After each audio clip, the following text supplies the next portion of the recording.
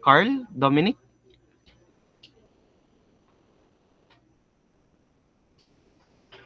Carl, Dominic? Going once? Wait lang po, sir. Okay, pare.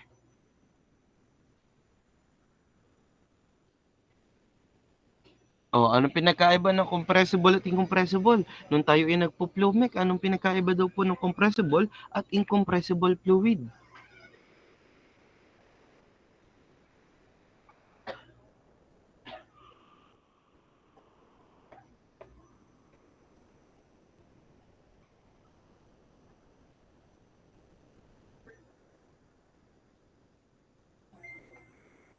Carl, kayo this year?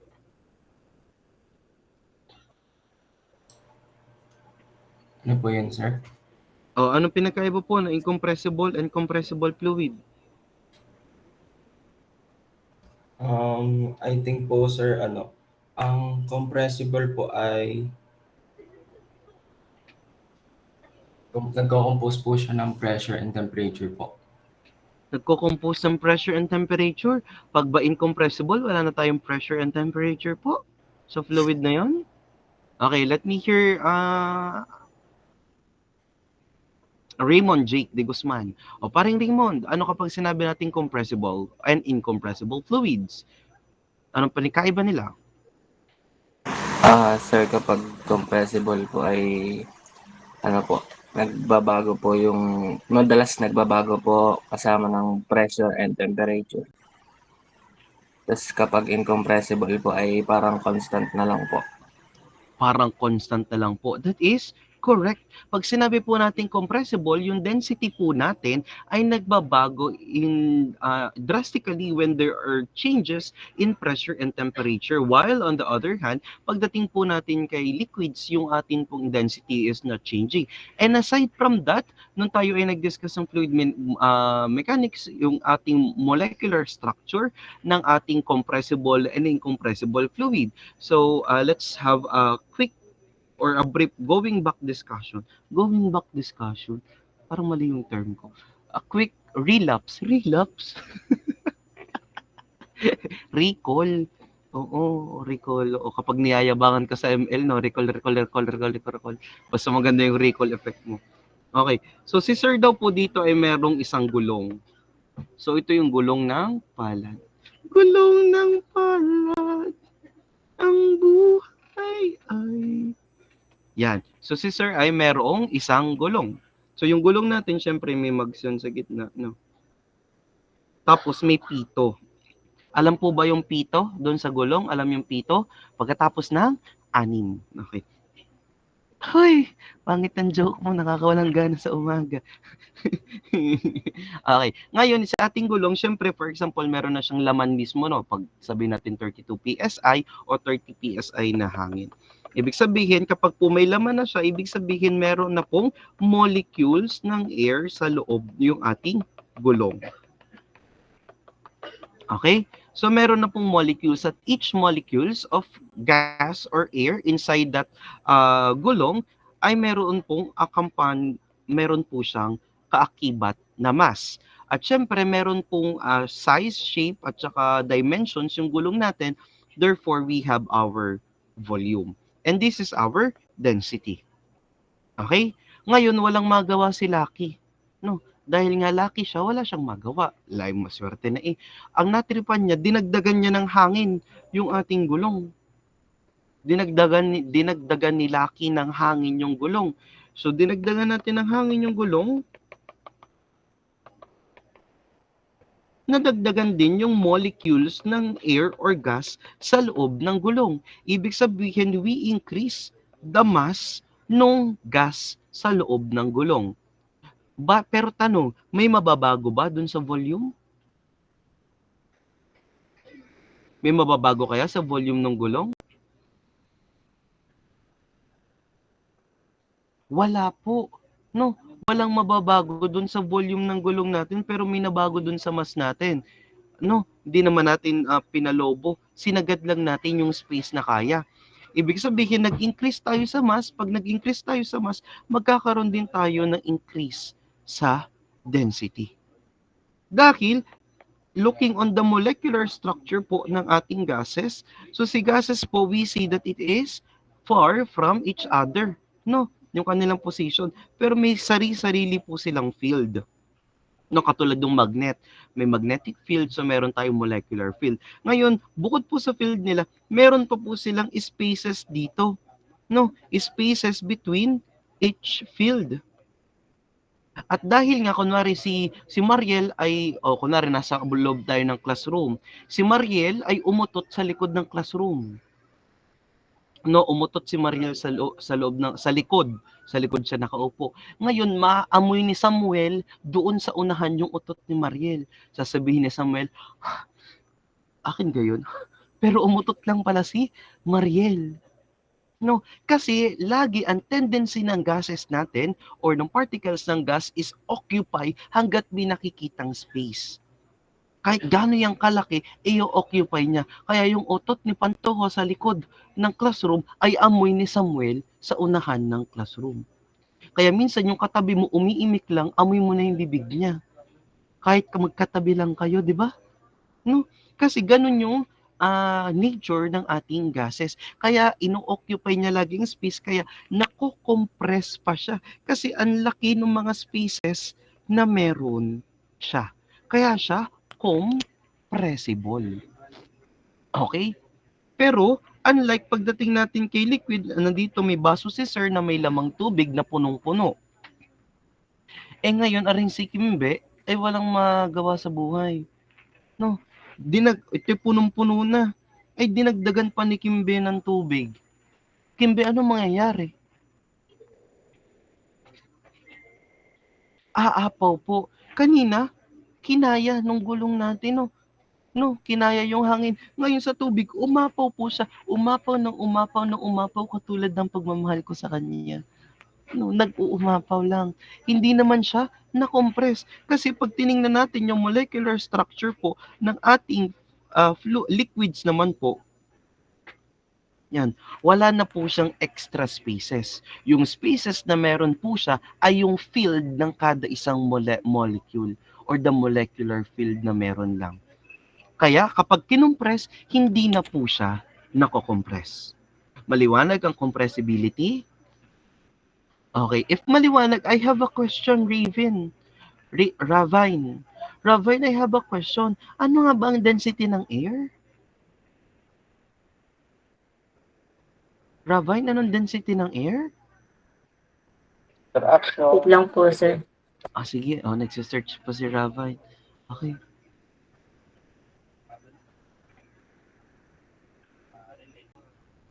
Ramdam ko sina Kyle nangiti na ngayon kasi natanong ko na to sa kanila dati. Ravine, anong density ng air? Ang tagal mo ng internet mo, bagal ba mag-search? Wait lang, sir. Nawawala eh. Nawawala ga? Ay baka naiwan. Kanino mo ga iniwanan? Saan mo na ipatong? 0.7186 po. 0.7186, parang value yun ng R. 0.7186, daga nga. Oo nga, value yun ng R. Ay hindi, CP value yun. Value ng CP. Ay CV, 0.7186 joule in every kilogram Kelvin. Diga? CP value yun. Okay, let me hear from Maiden. Ay, lagi nung si Maiden. Favorite kita Maiden, wag ka na. Sisley, anong density ng air? 1.2 kilogram per cubic meters po. 1.2 kilogram per meter cube. Mali. Si Charles Benedict.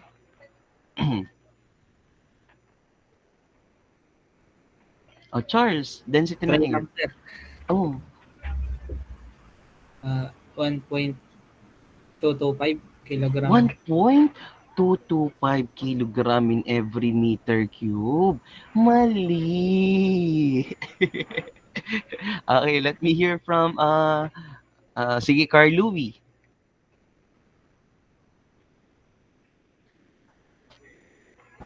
Yun din po sana sasagot ko, mali pala. Hindi nasasagot mo, mali pala. Ay si ano, si um,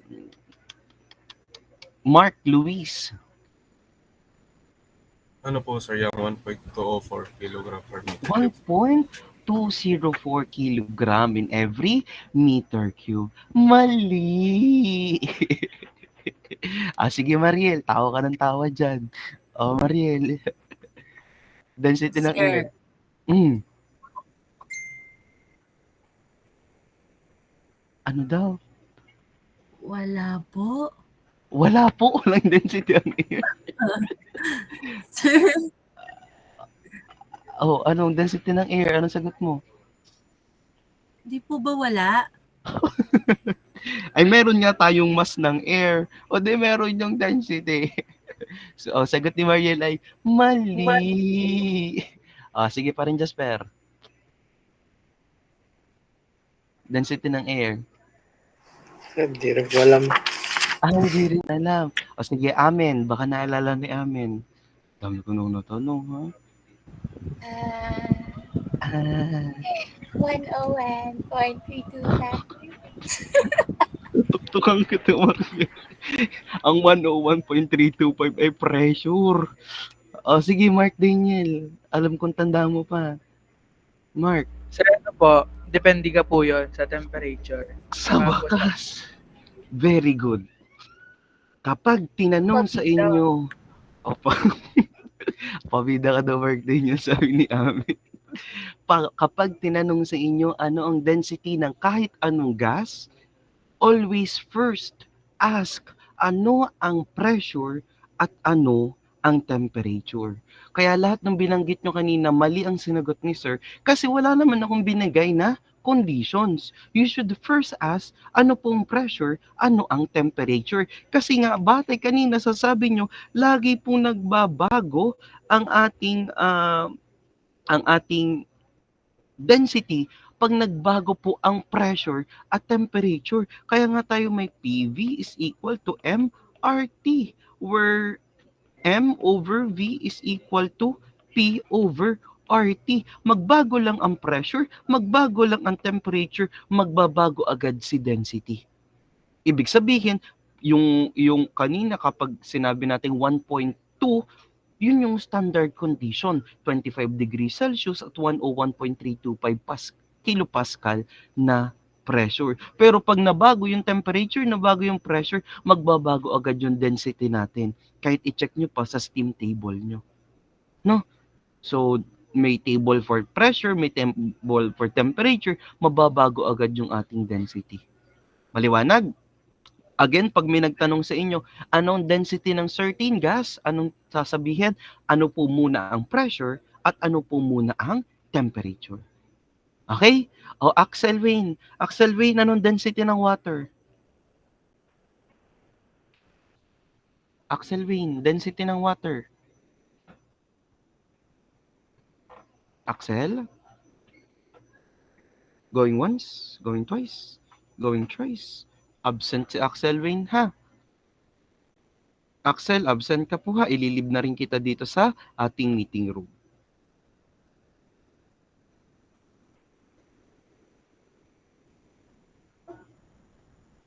Okay. Can I hear from Jane? Jane, ano pong density ng water?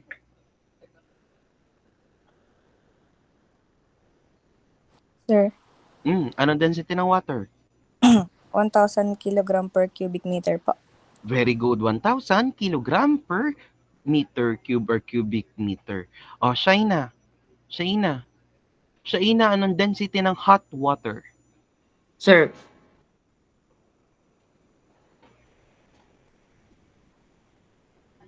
hindi po ba same lang? Very good. Same lang po. Hindi katulad ng ating gases, pagdating natin kay liquid, mabago man ang temperature, mabago man ang pressure, the density remains constant. Jad Marco, anong density ng cold water?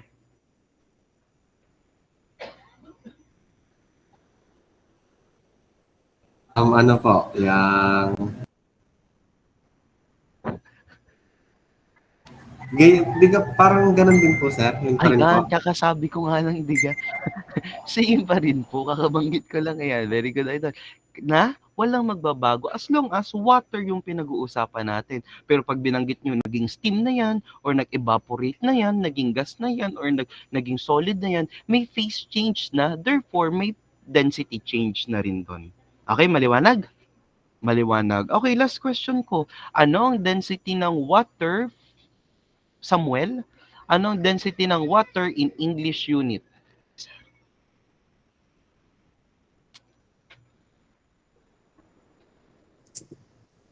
62.4 pound per cubic foot po. Okay, sabi niya ay 62.4 pound force per feet cube. Okay, mali. Okay, ete, Michelle, density ng water in English unit po?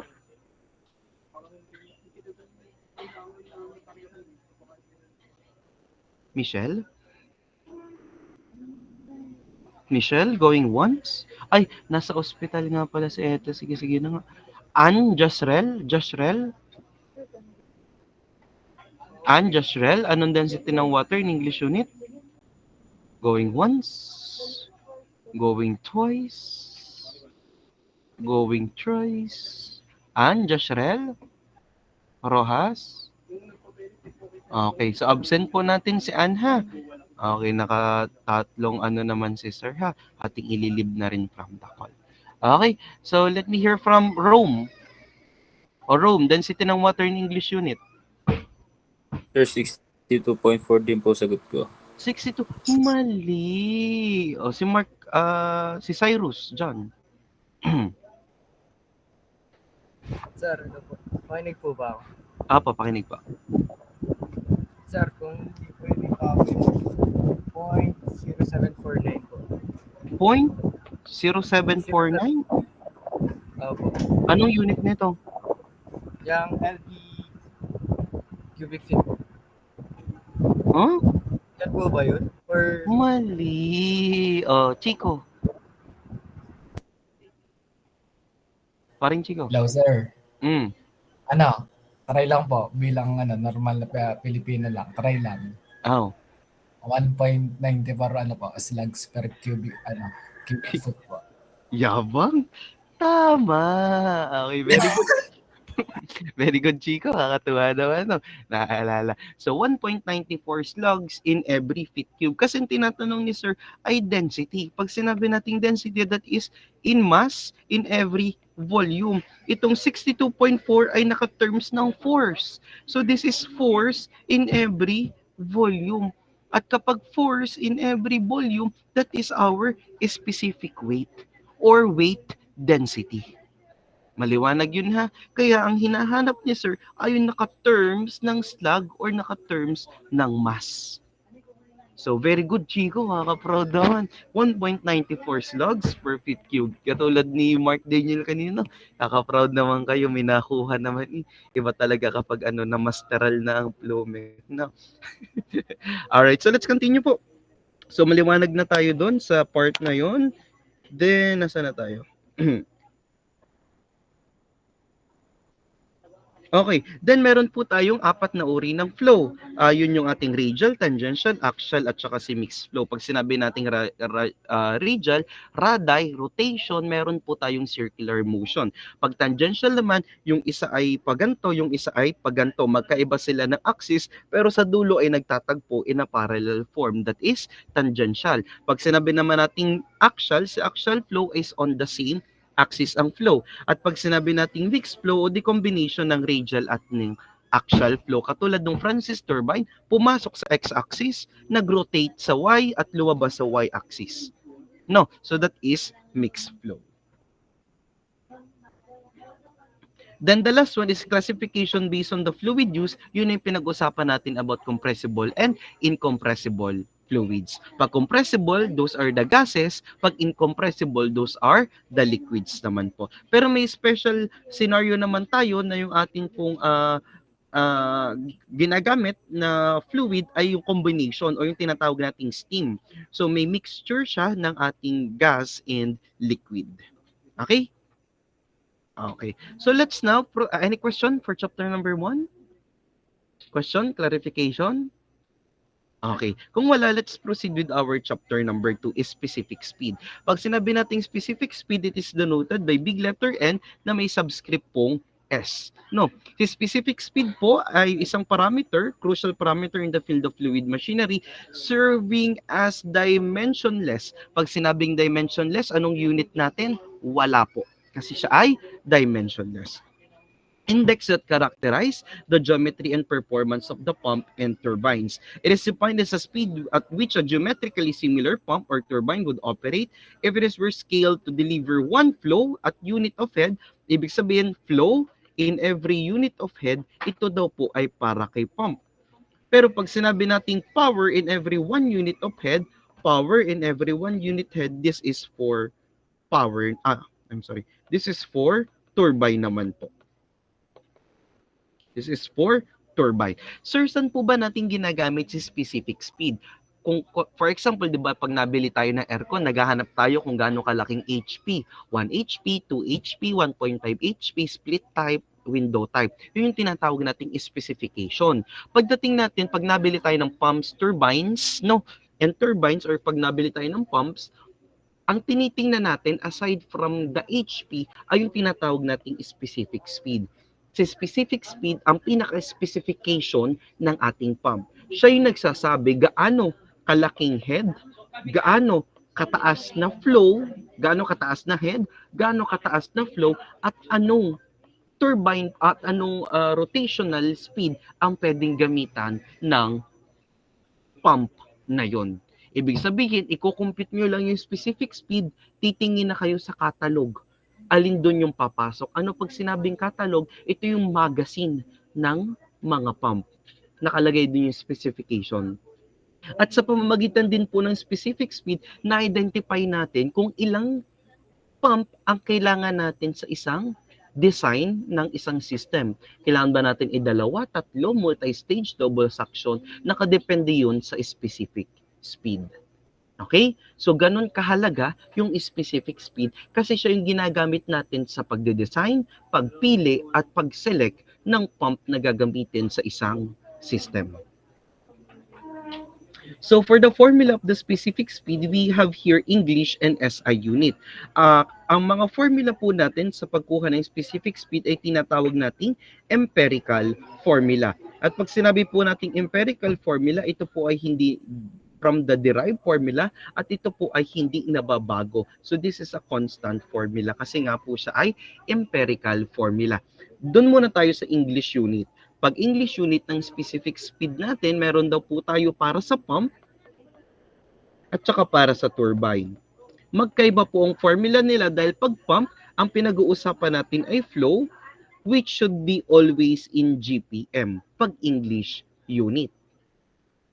While kapag naman po sa ating turbine, ang pinag-uusapan natin ay power and this should be in HP. No, so ang formula po natin ay N, yung ating pong rotational speed ng ating motor, and it should be in RPM. Then yung ating Q na should be in GPM at yung head natin na naka-fit naman po. Tapos, yung formula pong yan ay may dagdag si sir. Yan po, buong H na to ay nakadivide po sa NS. Ano po yung NS? NS po ay yung number of stages. So, number of stages. Ibig sabihin, ito yung tutukoy kung ilang pump yung gagamitin natin. Okay? Diba kanina, diniscuss natin yung... Diniscuss ko ba? Diniscuss ko nung nakaraan yung stages, ng face-to-face meeting.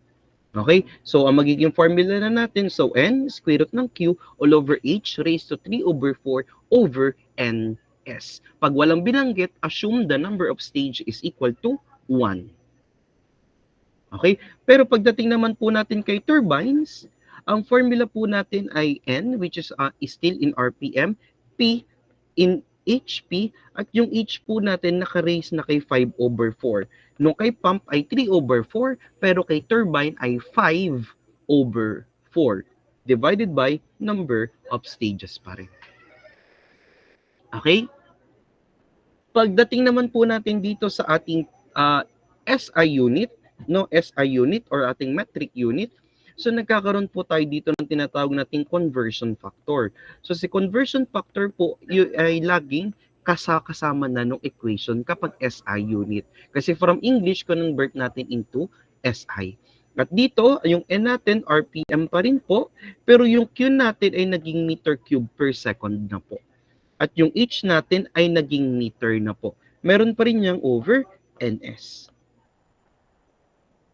Pag kay turbine naman po, 0.2626, ang N ay RPM pa rin, ang P ay kilowatts na, at yung H ay meter pa rin po. At yan po ay sasauluhin nyo ang dalawang formula na yan. Dalawa lang yan, nagkaroon lang tayo ng conversion factor. Okay? At para mas ma-appreciate natin at maunawaan, let's try solving a sample problem po.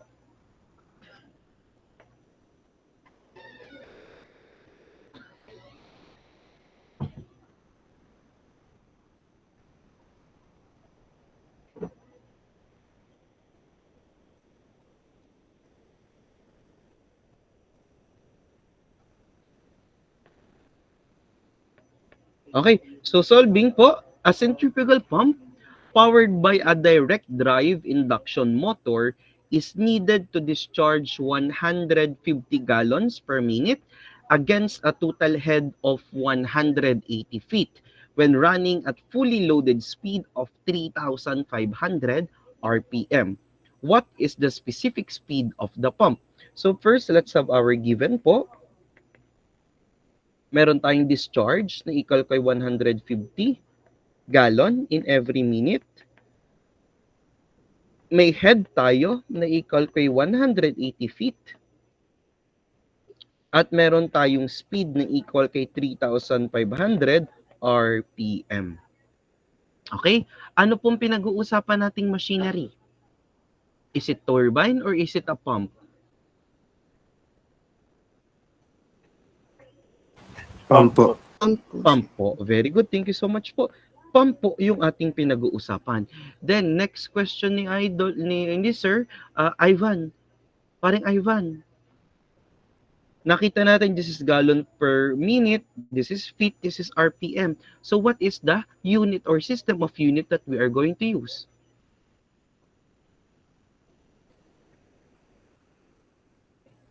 Ivan, Chester. Yes po. Oh, anong system of unit ang gagamitin natin?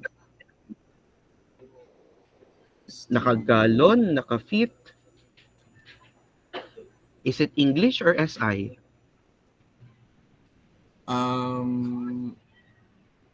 English po. Very good. So, English, unit po. Thank you so much, Idol.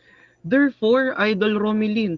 Romilin, what is our formula for a specific speed?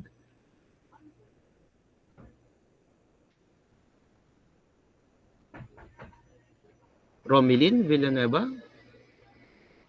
O anong formula natin for specific speed? Romilin, going once? Going twice? Tayo, sir. Hindi ko pala nasula. Wait lang ha. Oo, sige ho. Parang kasalanan ko pa. Pasensya guys na nagkaklase tayo. Pasensya na nagpa-problem solving. Sorry guys. Ayan. Ano ha? NS equals N squared of Q over H. Tapos, Saan naka-raise yung H natin? to the tip. Are you sure? Ay, Q ang sabi mo? 3/4. Ayan, 3/4. 3/4 ha. All over ating number of stages. So, paano tayo nag-come up ng ganyan equation po? Thank you so much, Romilin. Good job. Pasensya na rin po ha. Naabala kita, Romilin. Bakit tayo nag-come up ng ganyan? Kasi po, ang pinag-uusapan natin ay pump. Kaya po Q or flow. Then, 3/4 pump. Okay? Kaya po wala tayong conversion factor dahil English unit naman po. No? So, kaya mahalagang ma-identify din itong dalawa. So, substitute na lang tayo mga idol. So, 3,500 RPM, square root ng 150 divided by 180 raised sa 3/4 all over 1. Ano pong ating sagot, Idol Jaboneta?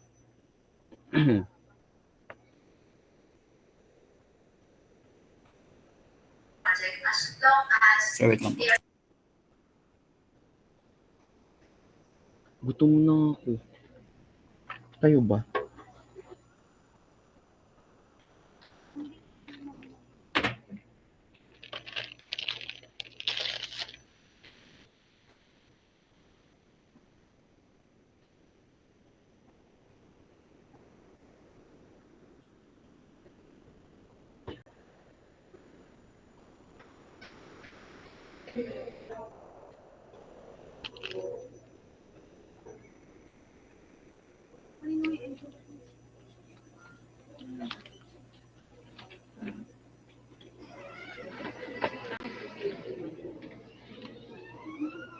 O pa rin, James, anong sagot?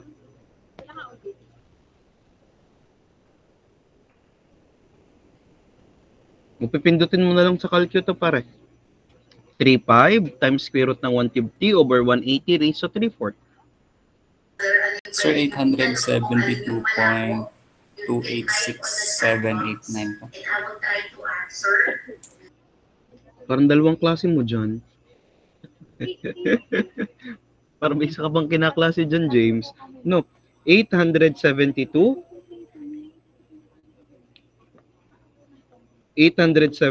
point James? Point ano? 286789. 7. So 872.2867. Anong unit po natin, James? Wala po. Wala po. Ayan. So parang dalawa ata ang klase ngayon ni James. So sabay. So ito na po ang ating sagot. So ang sunod natin gagawin, siya po ay dimensionless, unitless, no? Kasi sabi, binanggit kanina, dimensionless parameter. So ngayon, ang gagawin natin, titingnan natin yung catalog o yung magazine, hanapin natin yung specific speed na papasok dun sa pump na pwede nating gamitin. Hanapin natin yung pump na papasok dun sa calculated specific speed natin. Okay? Question. Clarification? Sama ng loob? So kung wala na, everyone, thank you so much for attending the class. Na-enjoy ko yung klase natin. Oh. Sumakit ng very light yung chan ko sa katatawa. Aristotle J.O., go ahead. Na-late na ako ng pasok. J.O., na-late ng pasok. Okay, noted po. O, si Josh Rel. Sir, natawag niyo pala po ko kanina. Nawalan po ng wifi for a while po dito sa bukid. Kaya po ako po ay na-stuck sa meet. Sorry po. Rojas. O, lagyan na lang kita ng date dahil hindi ko sumagot kanina. Sorry po. Sige. Dilaw. O, nawala ka rin kanina. Inilib kita dito. Yes, sir, may tanong lang po ako about dun sa sa square root po ng 150. Hindi po ba yung square root po muna yun para maging 12.24 po? Alin po? Hindi po ba i-square root po muna yung 150? Opo, ita-times mo yun po. Naka-times yan. Ano na po, rekta na po sa calculator, hindi po isa-isa muna ilalagay. I mean, i-square root na po muna diretso or i-input na lang po. Pwede po natin i-diretso. Pakita ko sa iyo, Idol. Square root ng 150 over 180 raised sa 3 over 4. Ay.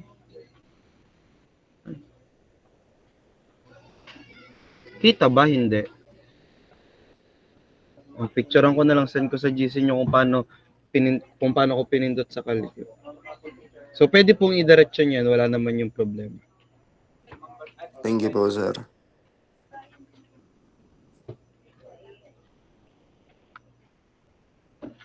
Alright. So, any other question po? Thank you so much for that question, Dilaw. Any other question? Clarification? Kakit naman ng batang kasama ni Ara. Kapatid mo, Ara? Kinabahan, tapos wala palang bata doon, no? Kapatid po, ang gulat Okay. Alright, so kung wala nang tanong, everyone, thank you so much. Ay, kanina sir, hindi rin po ako nakasagot sa tawag nyo nga pala kanina. Nilagyan ko lang ng late. No. So bumalik naman kayo, pero kung di kayo bumalik ngayon, o di naka-absent yun. Alright, so everyone, please open your camera and Angela will take a picture to be sent in our group chat as our attendance. Wow. Let's go. You may do your counting po, Idol. 1, 2, 3, smile. Sa baba, 1, 2, 3, smile. Okay na pa. Alright, thank you so much everyone. Goodbye and I do hope you have a very great week. See you tomorrow. Bye-bye mga idol. Love you po. Thank you po. Thank you po. Thank you, Idol. Salamat, Idol. Love you too.